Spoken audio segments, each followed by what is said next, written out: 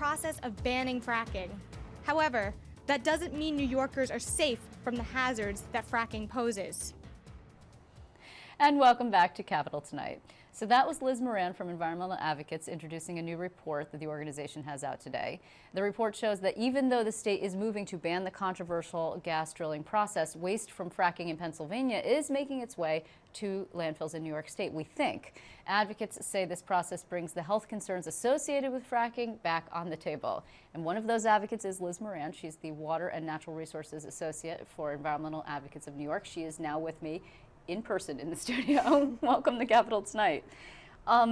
So I guess the question is it in fact coming here? I mean, we have a report from Pennsylvania that says it's here, but the DEC doesn't say that this waste actually is present in 7 New York landfills. So is it?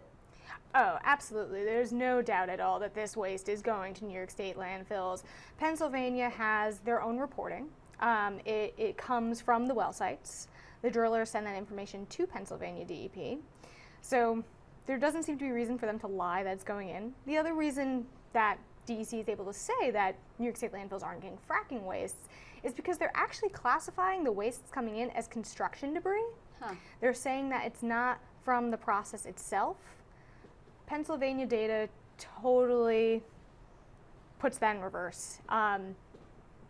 Shows that we've been receiving the exact same fracking waste stream as Pennsylvania landfills. Okay, so let's talk about what that means then. I mean, what kind of, are we talking about water for fracking wastewater, or are we talking about something solid?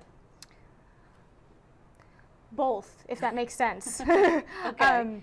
So how the data is set up from Pennsylvania is there's tons and there's barrels, and what classifies as tons is what's known as drill cuttings, and that's pieces of shale that comes up during the drilling process alongside any water that's in the ground already and carrier fluids. So what I meant by kind of is it's technically a solid, but it's not really solid. People who have actually seen this waste say it looks like chocolate pudding. It's very muddy, and in fact, New York State landfills allow wastes as long as they're at least 20% solid, they can go into the landfills. So what we're talking about then would be like a barrel of waste that is appearing in landfill. It's not being poured in just as is. So when I talk about barrels, so there's also produced fluid and flowback fluid as well. That, according to Pennsylvania reporting, that waste is also being sent to New York State landfills, and they're bulked up. In terms of like a literal barrel, I'm not sure about that. It could be. Like I said, it's not like dry pieces of cuttings of shale. It's not these dry pieces of rock that's going over. It's like this muddy concoction. Okay, so what you guys are arguing is that despite the fact that the governor, and yesterday he even reiterated, right? I mean, he can't see any way in the future, at least in the near future, and the DEC commissioner said something similar at a budget hearing, though the door is open for potentially somewhere down the road looking at fracking if it gets safer scientifically, et cetera. It's not happening anytime soon. Your argument is that's great, except there are other areas that we actually have to investigate to keep people safe from the byproducts of fracking. Yeah, that's absolutely correct. It's wonderful that the governor is listening to the science and we're in the process of banning fracking. However, fracking wastes are not safe for New Yorkers either, and even while we had a moratorium on fracking, we were still allowing these wastes to come into our landfills and expose the communities to potential radiation. So my understanding, though, of a landfill is that it's a pretty scientifically engineered environment, right? They have filters and they have gas release and they have all sorts of management to make sure that what's inside, because there's a lot of things aside from fracking waste inside a landfill that could potentially harm humans and the environment. So how much danger are people really in with this stuff in that contained environment? So let me briefly explain where contamination can happen.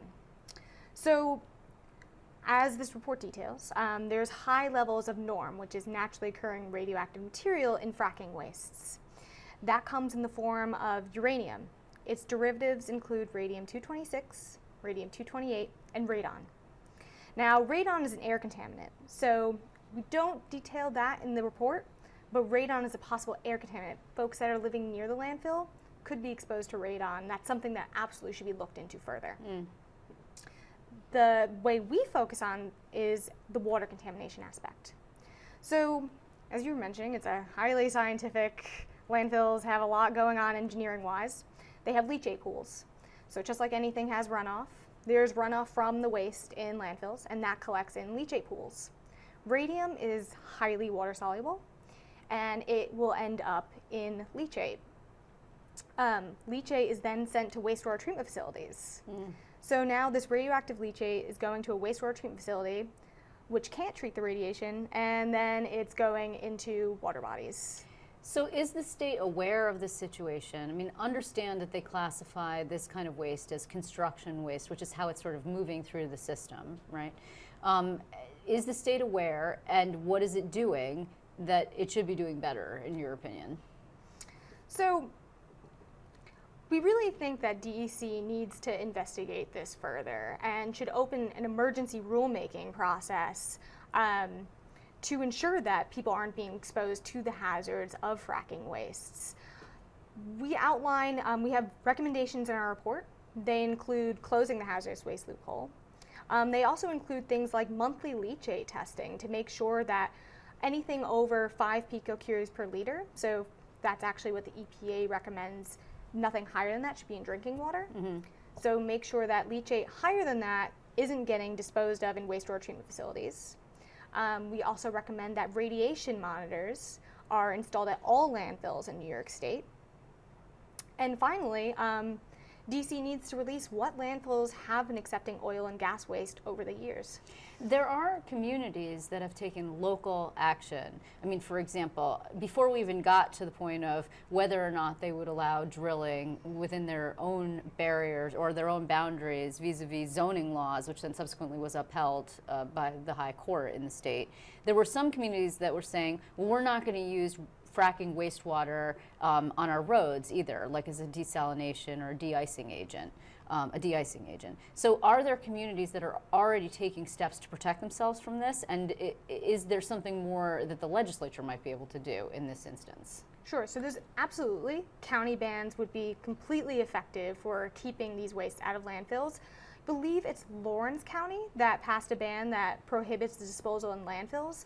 Other bans that exist right now are for wastewater treatment facilities and road spreading. In Albany County, there has been a local law that was proposed, and hopefully that'll get through. There's absolutely action that the legislature can take, and in fact, there has been legislation in the past that would close the hazardous waste loophole. We're looking forward to working with the legislature this year to get a bill like that through.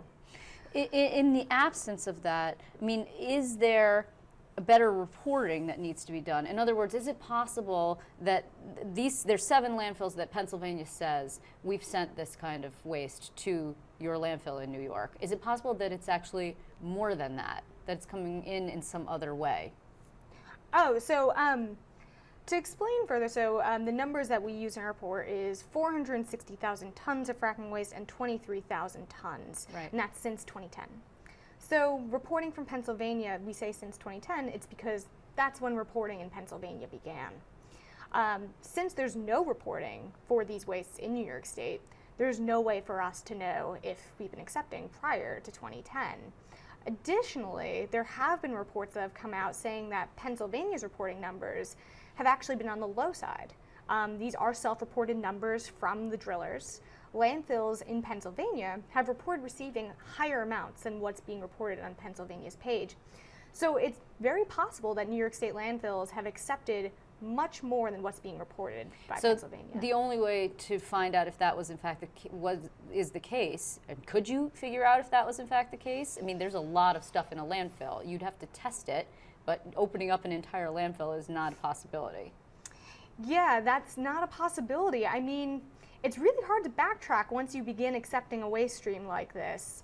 So I'm not sure if there's a way for us to definitively know unless DEC has something internally. But as far as we could find, there was nothing that would indicate they've been tracking this waste stream. Okay, well, just when you thought it was safe to move on to other environmental issues, as it turns out, fracking is not yet over, much to my chagrin. Liz Moran, I thank you so much for your time. Thank you for having me.